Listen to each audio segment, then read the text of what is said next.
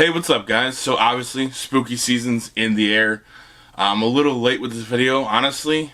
Just kind of been caught up with moving, but this is going to be the top 10 movies I think that can kind of introduce your kids or younger audience to horror. Obviously, you don't want to jump them straight into The Exorcist or something crazy like that. So these are going to be more movies that are, maybe PG-13 or on, not as scary, not as gory, not as bloody.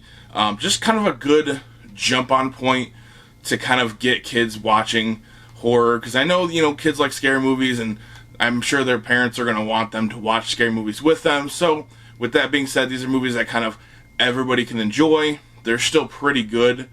And then on top of that, it's not, something that's going to blow their minds and make them lose sleep for the next 3 days. But before we get into the list, please like, subscribe, leave a comment down below on some of your movies that maybe you watched as a kid. I know some kids when they grew up probably watched scarier movies than this, just because they were allowed to, or they just wanted to. It is what it is.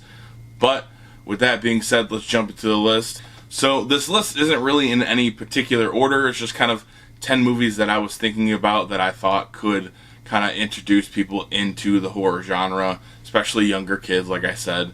So first movie is going to be Hocus Pocus. 1993 is when it came out. Obviously, Bette Midler, Sarah Jessica Parker. Everybody I feel like has seen this movie. It came out in 93. I kind of grew up in that era where this movie was really big and popular when I was growing up as a kid, so I watched this movie as well. Obviously, it's not everybody's cup of tea, but I mean, basically, it's it's witches, it's zombies, or I guess you can call them a zombie. Salem witch trials has stuff to do with that. The scarier parts is where they're kind of luring kids and trying to eat them to stay young. So that seems like it has a scary aspect. Obviously, not everybody loves this movie, but it's something kind of lighthearted. It has some jokes here and there that can definitely get you into the Halloween spirit. I feel like a lot of people watch this movie during October. Next movie is Scary Stories to Tell in the Dark. Came out in 2019. It was actually, the story was by Guillermo del Toro. It just kind of goes along. It almost seems like a horror anthology movie almost. But it basically follows a couple of kids as they go throughout a scary story. They get kind of attacked by certain different monsters and stuff like that. But there's not really so much gore. I don't really think there's any gore, honestly. But it's a good movie to jump into. It's scary. It has some scary aspects, some suspenseful, key areas in the movie. But by any means, it's not any scarier than anything else on this list. This next movie that's one of my favorites is The Monster Squad. Came out in 1987. The way I kind of just talk about this movie is it's the Goonies fighting Universal monsters. I mean, if you like the Goonies, you like Universal monsters, you're going to love this movie. There's comedy. It's basically just a group of kids that have to go up against, Dracula, Wolfman, Mummy, all of those Universal characters. They're just fighting them. Obviously, there's more to the plot than that, but, there's a lot of good comedy mixed into it, and plus you get the kid aspect too, so I'm sure kind of kids can relate, even though I don't know who's ever fought Dracula as a kid, but you never know. This next one is one of my favorite movies of all time. It's Gremlins. Came out in 1984. Directed by Joe Dante and then produced by Steven Spielberg. So obviously, Steven Spielberg, you can't really go wrong with him. Joe Dante did a phenomenal job with this movie. It's based around Christmas time, so maybe you can even watch it for Christmas, honestly. I do. I watch it both. That's just because I love the movie so much. But it's basically, it's Gremlins. I feel like everybody knows the premise of Gremlins. If you don't, you can't get, you have Gizmo, you get them wet, they multiply, you feed them after midnight. It's a whole thing. It gets crazy. But again, there's a lot of comedy in this movie. This movie is a little darker than the sequel. The sequel kind of definitely just takes this premise and then bumps it up to 200% with the craziness. Obviously, you get a bunch of different, other characters, other gremlins, types of gremlins, stuff like that. This one's more kind of, you have one species of gremlin, and then, yes, there's a couple of different, they look different and stuff, but for the most part, you're not getting an electric gremlin running around electrocuting people.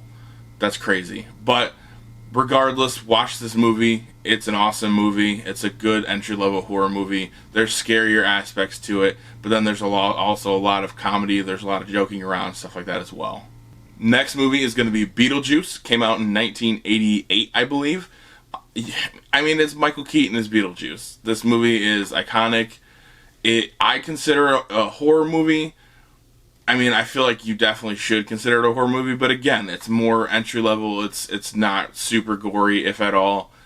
I mean, it basically just follows a couple that, spoiler alert, I guess it's not really a spoiler because it happens in the first couple of minutes, but they ended up dying, and then they haunt the house, and then a family moves into that house. They want them to leave, so they try and haunt them out of it, but they do a terrible job. That's when Beetlejuice comes in and kind of tries to, do his worst, which he does, but it's a fun movie. It's really comedic. I mean, it's an enjoyable movie overall, even if it's not just for spooky season. Next one is going to be Arachnophobia.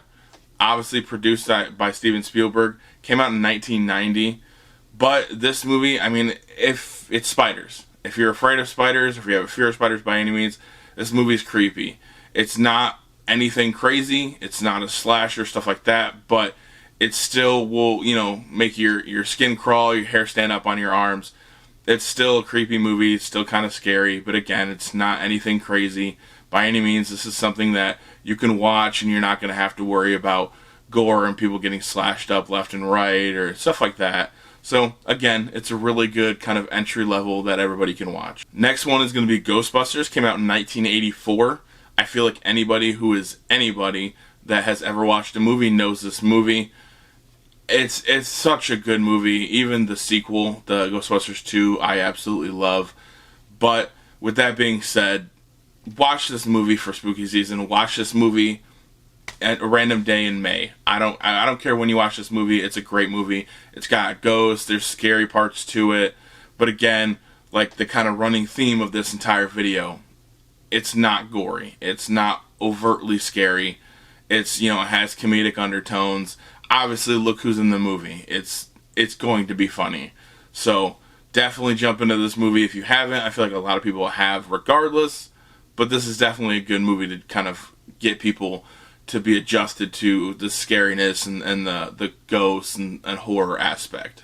Another movie that I kind of think gets slept on, especially in the horror genre, is Tremors. Came out in 1998. It's got Fred Ward and Kevin Bacon. Those two, just as a team, feels like there's a lot of really good chemistry with those two. It's an enjoyable movie. It's a really good creature feature. There's a bunch of practical effects. I'm pretty sure it's all practical, honestly.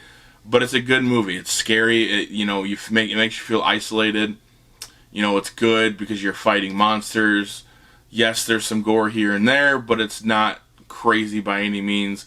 And again, like most of these other movies, there's a comedic undertone, especially with the two main leads. They joke around, they screw with each other back and forth. It's a funny movie regardless, but definitely pick this up. I mean, I think I have the Arrow 4K box set somewhere behind me maybe.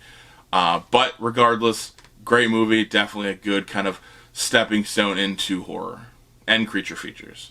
Poltergeist is another good kind of jumping on point. Came out in 1982. Directed by Tobe Hooper, and then again produced by Steven Spielberg. I feel like Steven Spielberg has his hands in a lot of different projects. Some may say maybe too much in this project, but that's for another day. Poltergeist is a good movie. Obviously, it's a haunting movie.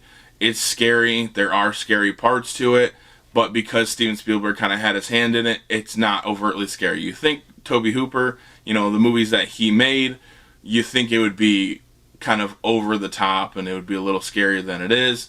Yes, there's hauntings. Yes, there's scary parts with, a tree that comes alive or a clown that tries to suck a kid underneath the bed. So, yes, there's scary parts to it. Obviously, some of the practical effects don't hold up where the guy's pulling his face apart. So that kind of takes you out of it a little bit here and there, but it's still a good movie overall. I enjoy it. It's definitely a classic. And it's not as scary as you thought it would. Believe me, when I was younger and I was a kid, I heard this movie and I heard people talk about this movie and I thought, oh my god, like it's gonna be scary. I don't want to watch it. I watched it and I loved it. I even just saw it in theaters last week. It's still great. And then the last one that I got is Lost Boys. Came out in 1987.